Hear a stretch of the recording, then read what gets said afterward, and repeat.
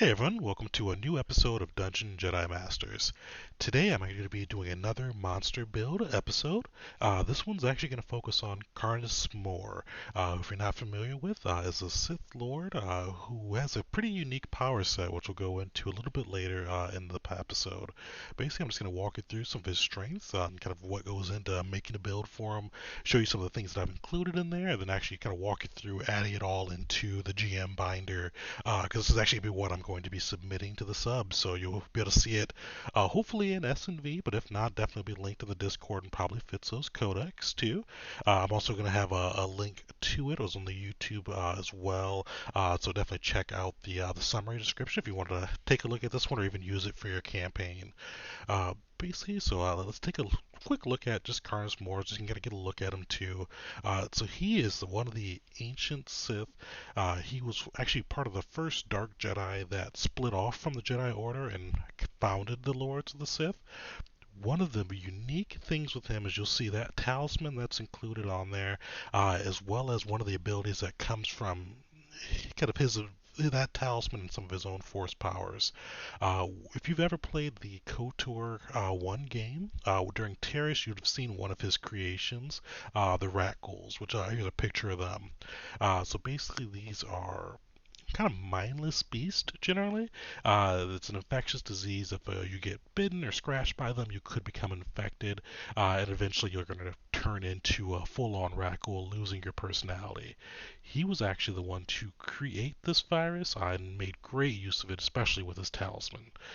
So what we're going to be doing is we're going to use a build that's going to capitalize off that. So we're going to have a mixture of different saves that could result in the party of the people going up against him being turned into these rackles. We're also going to have him be a little bit manipulative too with how he can use those rackles in his attacks because these are when he's in the area, they're bound to him, so he's able to control them almost intuitively and just really get some great opportunities out of them. So we're going to go through a little bit of that, how to get them set up. I'm also going to walk you through GM Binder again, just to show you how to get a build going, and I've already started off a little bit on that too. One of the things you'll see as we go through it, I didn't want to spend all the time on the podcast going through kind of how to format something, so I was able to pull over, get some things just kind of set up or a baseline for them so we can just go through and keep everything moving. But as I showed you the first video with the Ewok, the first thing you want to do when starting a new build is just to get that monster block on there. I think this is going to be a pretty long block, so we're going to do that wide stance, and you'll see it puts everything in there that we need. So for this one, I think the name we all decided on was the Sith Plague Master. And one thing you'll see too with any of the blocks within S&V or any of kind of the official blocks for SW5E, we generally avoid trying to use the exact name just in case you wanted to make a different character in your own universe with the same power set. You can pretty much just customize them out. It's going to be a direct build for Karness Muur, but you just have that option of using them to make him somebody else or make him your own villain too. So just wanted to give a little flexibility there. So he'll be kind of quote unquote the Sith Plague Master for this one. So he's just a typical humanoid. So you can see he's medium. And I'm actually not sure what his species is. I think he's Sith. Let's look that up actually. So a great resource for that is Wikipedia. It'll give you a lot of good information on what the species is, just more information about kind of the person itself. It doesn't look like it says what species he is, so he's looks Sithy. So we're gonna say, actually, he's probably a humanoid. We'll just say he's human, just to make it easier.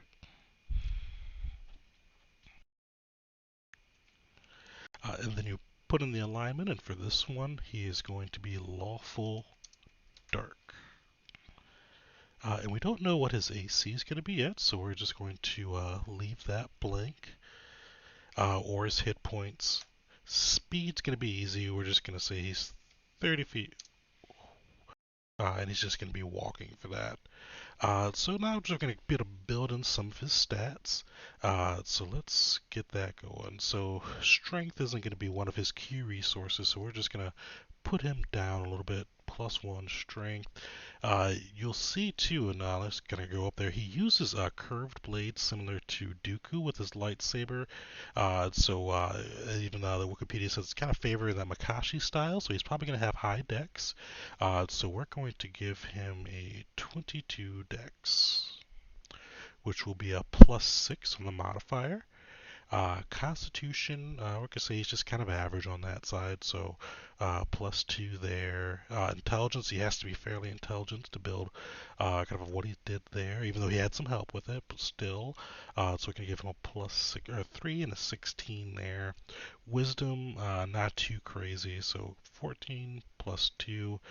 He's a dark side user, so charisma is going to be his main casting stat, and that's actually what we're going to want fairly high. So we're going to give him equal there for his dex, so 22 +6 charisma.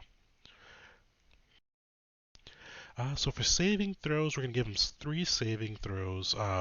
Dex, any big monster you're doing, you want to give them Dex as a saving throw. So we're going to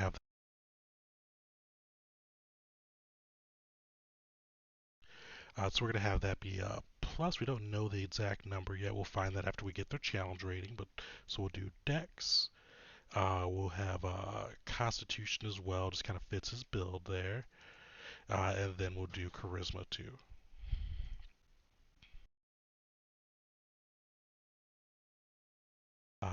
So we'll go through and pick out some of his skills with him. So it'll be interesting to kind of see what he'll have on this side.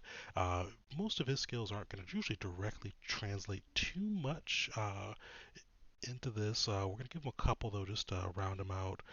He was fairly persuasive, so we're going to give him Persuasion. Intimidation too, so let's get this in alphabetical order.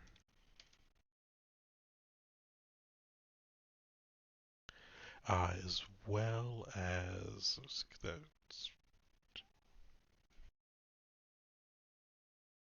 And then we'll also give him two acrobatics just in case somebody tries to grapple him.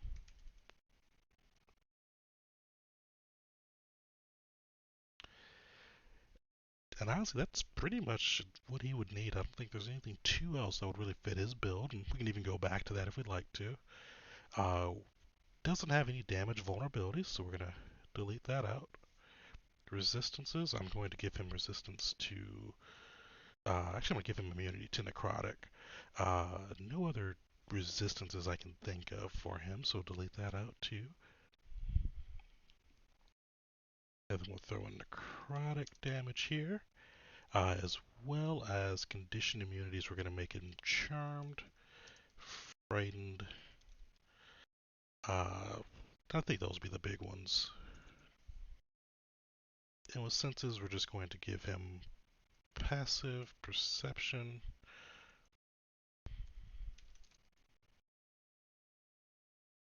And we'll figure that out once we give his passive perception stat. Well, actually, we'll give him that too. We'll give him perception as one of his skills too, since that just usually fits for good block. And then once we figure out his challenge rating, we'll be able to fill that in there. So now we can actually jump into his actual feats and some of the other things he can do with his block. So I've already went through and kind of figured out a couple ones I think would be a good fit for him. The first one we're going to bring over is evasion. This is going to be a pretty decently high level challenge rating for the Karness Muur. So one of the big things for some of those higher levels is you want to give them a chance to shake off some of the party's damage. So evasion is going to allow him to make a dex saving throw, and dex is one of his better stats. And if he succeeds, he takes no damage, and failure, he'll take only half damage. So this is just give him a little bit of extra use out of his HP. So I recommend it for a lot of those high level blocks, especially for force users, because it kind of makes sense for them to have that too. And speaking of the force, so one thing I'm going to give him as well, since he's a pretty well trained force user, we're going to give him force resistance too, just to make it a little bit harder to be attacked by force powers. So basically, he'll just have advantage on any force saving throws he has to make. And speaking of that, he's going to be a legendary build too. So we're going to bring in legendary resistance, which if you're not familiar with that, it basically allows him to, whenever he fails a saving throw, he can burn one of his legendary resistances and decide that he succeeded instead. So it just gives him a little bit of extra utility on that side, so your party doesn't dogpile him and just throw all their skills out there and get him locked up so he can't really be used. So we'll give him that too. And then let's see what else we want to give him to.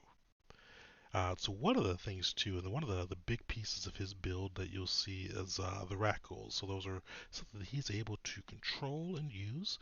So we're going to want to give him some of that as well. But before that, because we wanted to go stay in alphabetical order, we're going to give him Force Casting first. So we're actually going to put that above Legendary Resistance just to make it easy. So you'll see I filled in some of the force powers already. So what we're going to do is we're going to go through and figure out how to get the force powers set up for him. So I filled in the framework, but there's a few things we still have to find. There's still a couple levels too. I want to kind of show you my process for figuring out those powers for him. So the biggest thing we're going to do is find out what level of force caster he is. So you see I gave him ninth level. We're going to be basing his build's more of a consular style build, so we're going to be using that as our guidelines for that. And then we're going to take a look and see what powers or utilities he can get from that. So if you go to SW5E and search the counselor, you'll be able to see kind of their progression. So this is the counselor on the SW5E page. We're going to take a look at both the level he can get ninth level, as well as the force points that will be associated with that. So he'll be a 17th level caster. He'll have 68 force points, and we'll be able to put both of those into the build. So switch that over to 17th. Keep all this the same. We'll be able to fill in both the force save DC and the plus to hit once we have the challenge rating set. But he'll have 68 force points. Now you see I've picked out a couple of his powers already. If you take a look at his Wikipedia build, it goes over more information on what he can do and things like that. The biggest things I've noticed from reading that and kind of seeing him in different, the comic books he appeared in, different appearances, he favors Force Lightning as well as his Rackles pretty heavily with his Force use. So a lot of his powers are going to be around lightning based. He was also pretty proficient with Sith sorcery and alchemy too, so some of his are debuffs as well, which fits pretty well for some of the other things we're going to have with his build too. So you'll see a lot of the powers I picked were either about controlling somebody's mind, force lightning, or just debuffing them a little bit too. So definitely kind of a good build for him too there, and especially too with him being one of the few Sith that can actually use the dark side to heal. You'll notice I gave him some healing powers as well, like Spare the Dying, Heal, even Master Heal at the ninth level. One of his big storyline pieces during the Legacy era was him trying to heal the Sith Lord. So just some cool stuff in there too. The way I usually go through and pick powers, and we're going to do this for both the second and third level spells, just so you can get kind of a hang of how that usually works, is I go through each level on SW5E. So we're going to go over here. We're going to switch that to second level. And I just pretty much just go down the list and think what would be a good fit for that character or that level build, just so you can kind of make sure the powers match what he would actually use and just really kind of tailored towards that build. So that's what we're going to do for this one. So let's take a couple look and see what levels 2 powers would be a good fit for him. So Affliction would be another one that would fit him well. We're going to probably give him Plague too, but this is going to make them take a -2 to AC and Dexterity saving throw, so kind of a good one to debuff the party. So let's put that Affliction in there. And I usually try to have these go in alphabetical order too. So it's kind of nice as you go down the list. You can just keep it in alphabetical order, make sure everything flows with that. Animate Weapon wouldn't be a good one for him, or Battle Meditation. Dark Shear could be a good one, but not what I'm going to go for. I am going to give him Drain Vitality, though.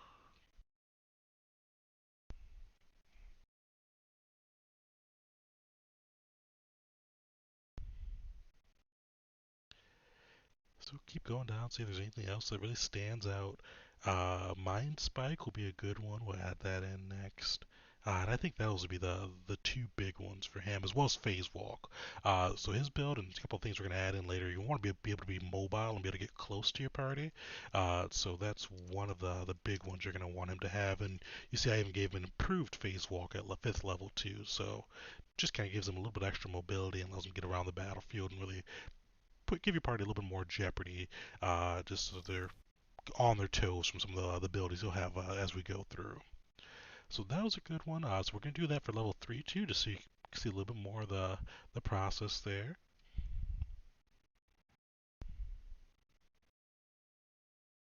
So a couple good ones that we'll give them. We're going to ignore those first three, but we're going to give them Force Choke. Sometimes I'll usually filter this out by light, dark, or universal, just to see what they can do at each level, just to make it easier to kind of quickly see. With him having the healing abilities, which are usually going to be light side, it made it a little bit harder. So I just kept it unfiltered, just so I can make sure I'm not missing out on any force powers that may fit, even if it's of a different alignment. So we're gonna give him choke. We're gonna give him dark aura too, because that's gonna be a good fit for his build, since he's going to be wanting to get closer to the party to be able to infect them. So this will give them something they can kind of doubly punish them too, and also drop their speed if they fail that saving throw. As I mentioned earlier, Force Lightning is going to be a big one for him, so we'll put that in. And I think that'll be the biggest ones for him. So we're going to include Force Lightning, Plague, and that should be. Oh, and Sever Force too. So he's a pretty accomplished Force user, so you want to be able to cancel out any of the party's Force attacks against you too. So let's put that in there. So Force Lightning, Plague, Sever Force. Nice. So we've got all his force powers in there, and one thing too, and we'll kind of see how this gets balanced out. So let's give you a little look at the right side. So you see everything is in there. One thing you want to make sure you balance out how the stat block looks, so you're not having any wasted space. We've got a lot that we're still going to add into this one, but we may want to go through and kind of reorganize it a little bit too, just to make sure that the space is being utilized to the best extent. And as you see there too, you want to make sure everything's touching those asterisks too, just so you don't have it where it was before, where there's the formatting's not going through all the way.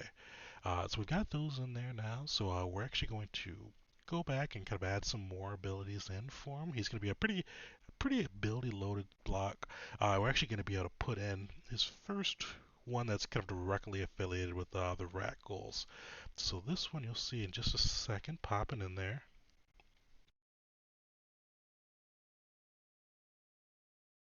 Throw a little block there, then throw that in, and was it with the look here. In my first video, we could have went into a little bit more of the ins and outs of using GM Binder. It's on the YouTube channel, so check out the Ewok monster build. So it goes just in a little bit more on how to use that one. We're not going to touch on that too much for this one, since we've already went through it there. This one's just to be more just how to build a force user and how to really get everything set up and running. But if you had questions on that, I encourage you to check that out, or some of the other builds that can go through and how to get that going. But for this one, let's go over that master of the rat goals. So this is going to allow them to do a couple cool things. So basically, the text for this says the plague master is able to fully control any creature who is infected with the rat goal plague. Creatures infected by the plague will intuitively know the plague master's commands. Also, creatures who are infected by the plague master will retain their skills and abilities they had prior to being affected. So that's two things I want to touch on here. So this is going to allow him, so anybody that has that plague, and there's going to be a couple ways he can give people the plague later on, but he's going to be able to control them. One thing I wanted to do for him too, just to reflect kind of how he appeared in the comics, is that he really didn't have to shout out commands. It seems like the Rackles just went after what his desire was. So this is going to allow him to control the Rackles without having to use an action or a bonus action or anything like that. If they're infected by that plague, they're going to intuitively know what he wants to do. So this, as the GM, if you're running him, is going to give you a little bit more freedom. You're not going to have to worry about how to have him communicate what wants him to be done. You can just make those Rackles tactically go after whatever his objective is. Cool things with this too. So a lot of you probably played KOTOR and saw the Rackles there, and they were just pretty much mindless beasts. They weren't able to use tools or weapons or anything like that. The weird or interesting thing is if Rakghoul is directly affected by the Plague Master or Karness Muur, or just even in Karness Muur's presence, will retain their skills and abilities. So there's been a couple times through the comics where they are actually still able to use their guns or weapons and things like that. So this would be good if you infect one of the party or even somebody that hangs out with the party. They'll still be able to use a lot of their uh, kind of skills and abilities to be able to actually get out there. And this actually included a picture too of that. So this is one where they're turning some of the Imperials. So I think this is was the issue where Vader was going up against Karness Muur and trying to get the talisman from Celeste Moore or Celeste. I forgot her last name, who was actually wielding the talisman at that time, and they wound up turning some of his soldiers into Rackles, or it could be the Legends series too. I'm not sure exactly where this one came from. That's just a look at the talisman itself too. So that's just kind of like a good ability there. So it's going to allow you to retain that and allow him to control those Rackles as well without having to spend too much on that. The next ability though is going to give what allows him to infect people with the Rackle disease. So let's get that one pulled up. So this is the mirror talisman, and basically what it's going to allow him to do, and let me post that in there, is basically at the start of every turn, he is going to force, or start of every turn of his, so the start of the Plague Master's turn, he's going to spend a bonus action to utilize the talisman, and basically what's going to happen after that is creatures within 30 feet of the Plague Master, he's going to be able to choose, so if he does have any allies that he doesn't want to affect, he will be able to filter them out. But basically, they'll be forced to make a DC Constitution saving throw, and we're going to figure out what that Constitution throw will be as we get his CR up. And basically, creatures who are affected by that are going to be under the Plague Master's control. They're going to have that Rackle disease, and then basically intuitively know his commands again, and they're going to start transforming into Rackles. At the end of each of the creature's turns, they're going to be able to repeat that Constitution saving throw. If the creature fails to save twice, it's going to become a Rackle permanently. So high stakes for the party. So if they do get infected, they're going to want to have one of their party members hopefully heal them, or hopefully they roll luckily, because they're going to have to keep doing that save each turn. They're going to be under his control each turn, so they're not going to be able to heal themselves. And even if they keep succeeding, they still have to keep making that save. So pretty high stakes there, but a good one. And this one, I'm going to have his DC set fairly reasonably for it too. It's going to be one that makes each turn by all party members are within that 30 feet, so it could jeopardize the party a good bit. But basically, we just want to make sure it's kind of a fair save and reasonable too. So it's probably going to be like a 13 or 14, something not too crazy, especially for the level they'll be going up against it. But something they're going to have to keep rolling and rolling if they stay within that range for them. And even if they don't, I gave them that's why we gave him phase walk and improved phase walk to allow him to really get up close and be able to use that ability to the best of its extent. So that's pretty much his main skills. The only other thing I'm giving him to is Warcaster, just to allow him to have advantage on Constitution saving throws. He's got a couple things like Plague and things like that that could require that Constitution, and this will make sure he can keep that going. So we throw that in there. Alright, now we're actually going to jump into his actual actions. So let's see. Oops, I forgot to put a little cone there too.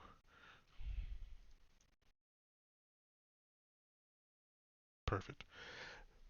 So this is going into his action. So let me throw what I've got in there now. So he's going to have two different attacks that he can make on his turn. One is going to be so, the light foil. The other is actually going to be the Mir Talisman itself. So let's throw that in there.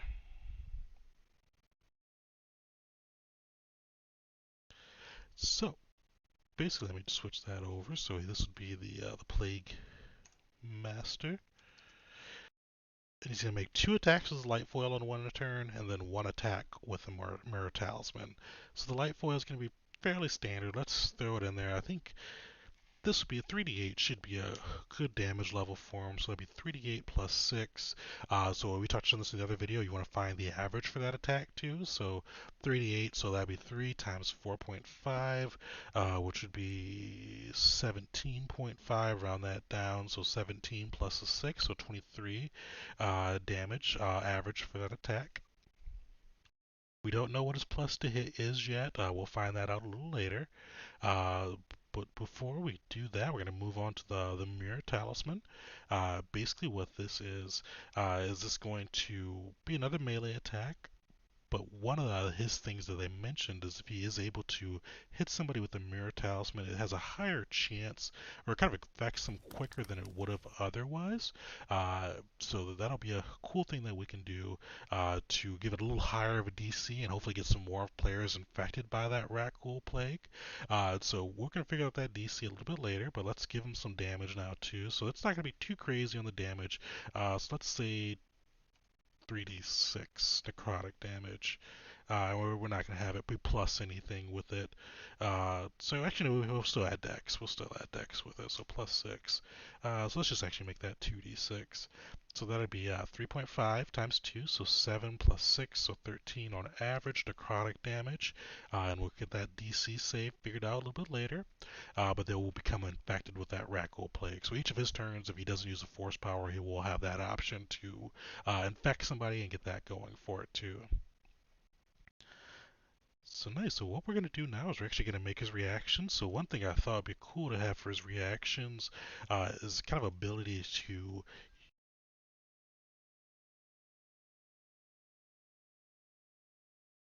Yeah, so one of the cool things I thought for his reactions is to be the ability to use the rat ghouls to take some of the damage for them if they're within a certain period. So let's get that thrown up. This is going to be the rat ghoul defender is what I named it.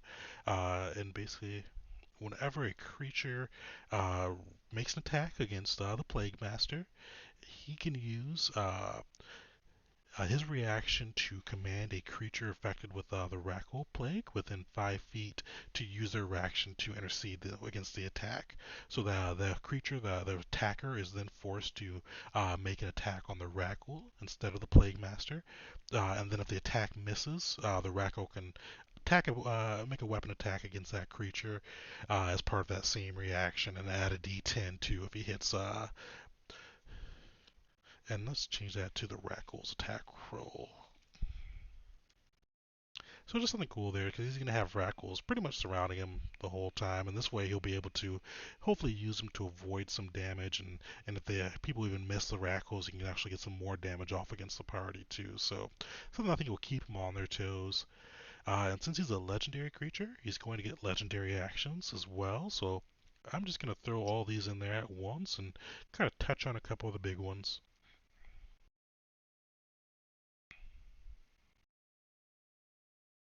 So let's see.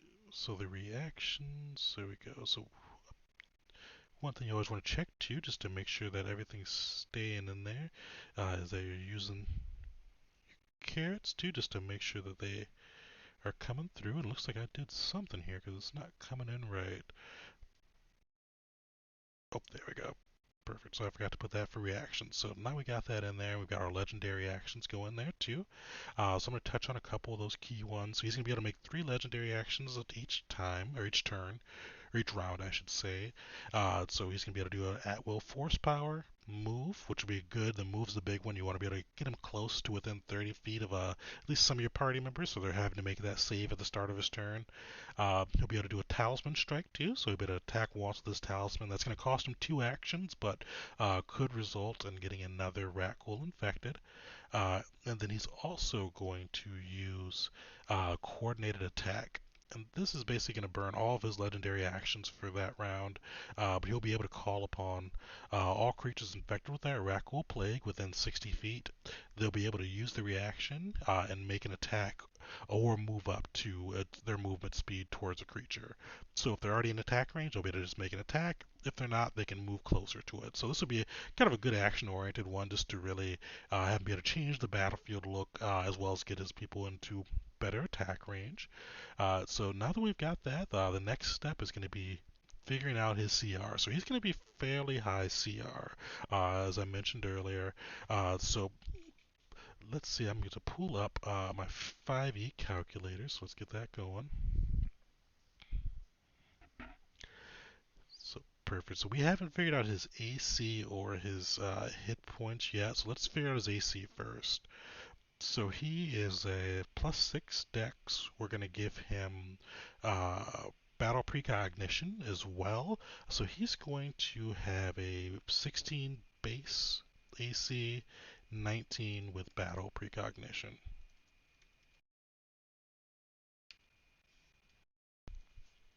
Hit points we'll come back to in a bit, but I usually do hit points last. We're going to see what his damage is and kind of go back from there. And this one thing too, unless you know you're shooting for a certain CR, you just really want to make sure that you kind of go through it and kind of find it as need be versus kind of have whether you're driving to. That allows you just to kind of build the monster a little bit more organically and not really be beholden to a certain CR. So let's get that going too. So for damage per round, we're going to want to look at some of his higher damage dealing abilities and get that going. So let's take a look at his force powers. So Force Storm is one of the ones he has access to, and that's going to be probably his highest damage dealer, and that is 30d6. He can only use that once per round, or once per day though. So that would be, so 30d6, so 30 times 3.5, which would be 105 damage. When calculating a power, you're always going to assume that two people fail that save, so that would be 105 times 2, so 210. Uh, Death Field's going to be his next one, which is 10d8, so that would be 10 times 4.5, so 45 times 2, so 90, so that would be 300 damage altogether with that. And the next one, if that would be Force Chain Lightning. I'm forgetting how much damage that does, so let's see how much that's going to do. Or Force Lightning Cone, I should say. So that's 12d6, so 12 times 3.5, which would be 35, so that'd be 42, so times that by 2 again, so that would be 84. So 84 plus that 300, so that'd be 384, so let's add that in there. You should see my calculator up now.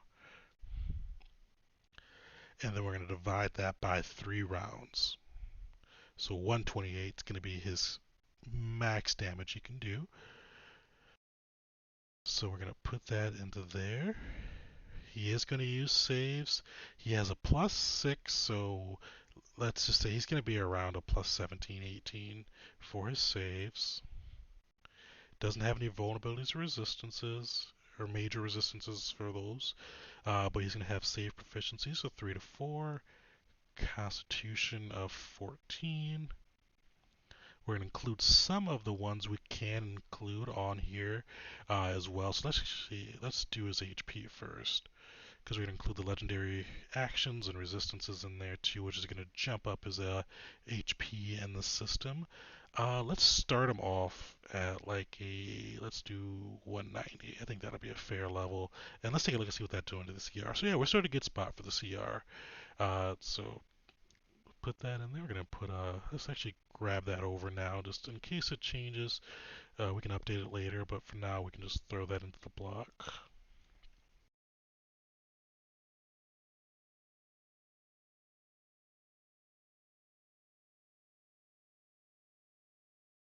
So we got that in there. We're going to give him avoidance.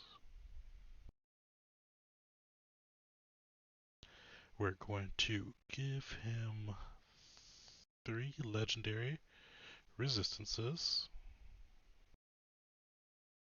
Magic resistances. You got that force resistance already.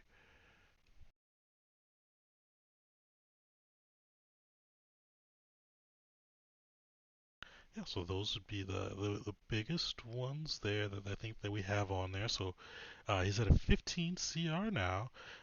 So with this too, because there's a couple that we can't add in there, we can't really add in any of his other abilities. So we're going to try to find something that fits in there. So we're going to give him, say, his Frightful Presence. He has an advanced version of that, or kind of a different version, but still something similar. So that bumps him up to a CR 17. I'm still going to put him one higher as a CR 18. I think that's going to fit a little bit more kind of what he can do, especially with a lot of his saver suck abilities with being able to convert people into rackhools. So let's say he's going to be a CR 18. So that's going to put him at 20,000 XP and a +6 proficiency bonus. So let's go back and add all that in. So +6, so let's go through. So saving throws, Dex 6 + 6, so he's gonna have 12. Constitution, he's gonna have a +8. Charisma, and I forgot to capitalize these guys. Dex, Con, and then +12 Charisma too.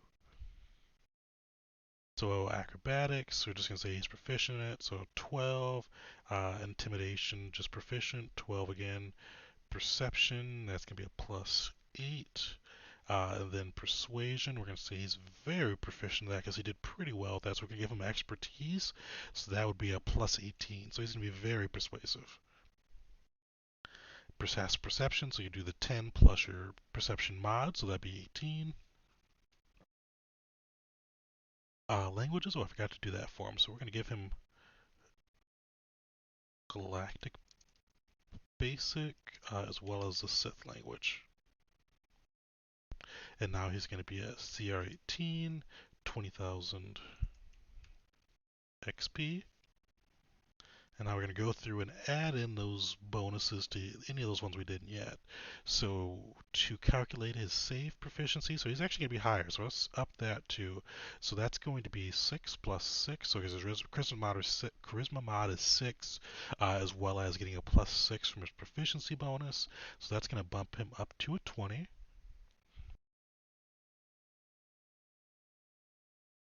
And there we go. Let's see if that does anything. So it didn't do anything there, so perfect. So that's going to give him a DC 20 plus, what would that be? So +12 to hit. So we'll keep that going.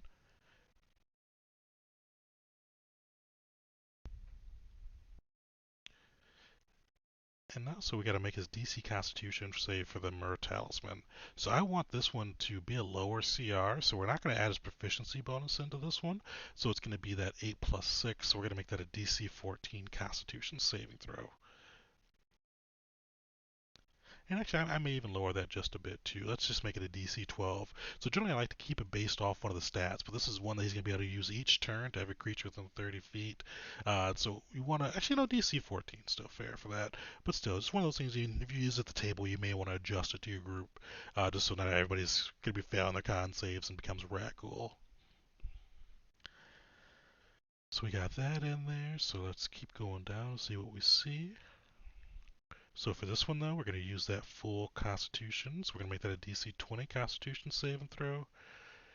We need to add his plus to hit, so 6 + 6, so 12 to hit. There, makes it easy. So same as his ability casting mod. Yeah, and I think that is everything. So should do. We've got his HP in there.